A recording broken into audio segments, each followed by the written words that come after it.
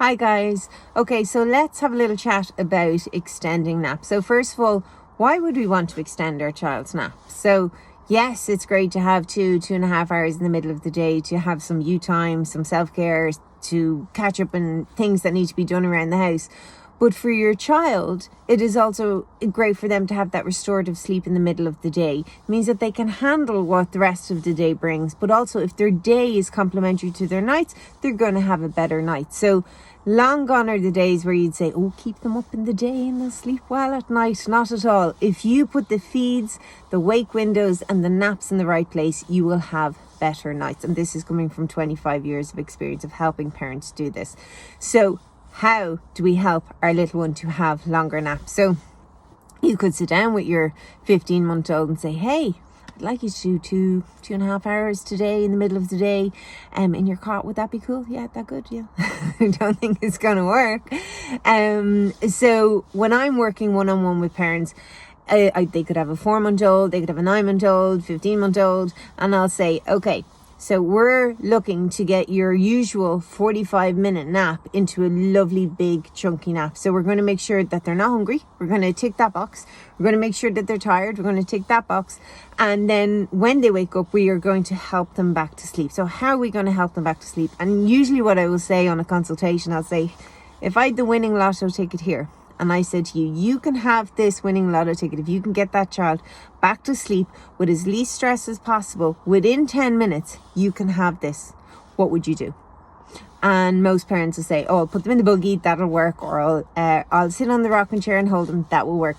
The only thing I don't advise is that you feed them in the middle of the sleep to get them back to sleep. So ideally, we don't want to feed them to Sleepy Town, because when they wake, they might need to be fed back to Sleepy Town. Yes, they can have a feed before the sleep in the bedroom, no problem. There's a whole other video about that. But we don't want to feed them to Sleepy Town, because then we're feeding to sleep and then they may look for the exact same thing to go back to sleep. So they're not hungry when they wake up in the middle of this nap. If you always give them a snack at 2 o'clock, you're never going to get your 1 o'clock to 3 o'clock nap, because you've put a hunger habit bang smack in the middle of that nap. So they're going to continue to wake up because you're feeding. So if we can feed them before they go down for their naps, whether it's solids or milk, depending on the age of the child, then we know this is not a hunger related wake up. This is a body clock wake up, and we're going to help them back to sleep. So I'll give you an example.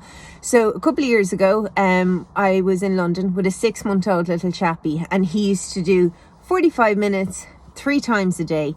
That was it. He had never slept for more than 45 minutes in his 6 months of being on this earth. So when I went over, for the big nap, for the morning nap, I was just going out and about for the morning walk. For the big nap, I was putting him down to sleep in the cot, so I would help him get very, very sleepy, put him down. I wasn't sleep training, I was just setting the body clock. Put him down for sleep. After 45 minutes, he was awake. I would have the buggy ready or the sling ready, in he'd go, and I'd walk, and he might be in the buggy for like 10, 15 minutes, la, la, la, la. Then he'd la, la, la would turn into a bit of a give out. And then we'd go back to sleep. So as the days went on, he would go back to sleep quicker. But also I was finding what worked quicker. You know, I could put an extra blanket on him, or the sling actually works really good on these days. Whatever. I was helping him back to sleep. On day 9 of doing this, I was in the kitchen with another girl who was working there and completely forgot what time it was. And I heard on the monitor, and I looked, and he'd done 1 hour and 20 minutes in his cot. He had never done 1 hour and 20 minutes in his cot in the day before. So I was like, doing a little happy dance. So I still went up and gave him quiet time. He did great. I wasn't trying to get him back to sleep, but I did give him quiet time until close to 3 o'clock. Again, encouraging more sleep. We could not sleep train him, and you cannot sleep train any child. Say, well, I'm going to just sleep train, and, you know, they're just going to have a bit of a cry, whatever. You cannot sleep train a child for a nap that's not in their body clock. So if you can say, hand on heart, you always sleep for 1 hour and 45 minutes every single day. It's just, I've been helping you get the second half of it, and that window in the middle is small. I've been sitting on the rocking chair. I've been putting you in the buggy. I've been pushing you back forward in the living room, whatever it is. Then if that becomes unsustainable and you want to take a step back, then and only then you can sleep train. So sleep training is the last resort, and you can only do it for sleep that you know is there. Otherwise, it's not fair and it won't work, and it's going to be very, very stressful. So you have to put all the bits of the puzzle in the right place, and then you can sleep train. So one of the reasons I did the Let's Get Started webinar was, well, firstly with lockdown I kind of had to go down that road, so I had no choice, but they're working really well and we're getting great feedback. But with the Let's Get Started webinar, why wait till your child is 6 months or 9 months and they sleep half an hour 3 times a day? Or recently, a recent open case, and it was they sleep 20 minutes 5 times a day at 5 months old. 20 minutes 5 times a day, which means that's telling me that when they wake up from that 20 minutes, they're happy, they look like they're ready to rock and roll. Within an hour, they're just not a happy bunny. You know, they're just not enjoying life. And it's very difficult to care for them as well, because they're not happy and everything is just triggering them. And even with toddlers, and I've helped children, that's another reason why I created the Supernova webinar. I've helped 2.5-year-olds who've never napped more than 30 minutes at one time achieve an hour and a half naps. So you can see it in the testimony. It's not me just talking rubbish, okay? It is possible. Is it easy? No. Is it worth it? Yes. So it is possible. How do we do it? We help them back to sleep. And then if we need to, we can sleep train. Often children in the 12 months plus category will need a little bit of sleep training. And no, you're not going for a cup of tea and letting them cry. You're in and out, you're in and out, you're in and out. So I do teach sleep training on the Supernova, because I know chances are most children in that age group will need a little bit of sleep training, but not all.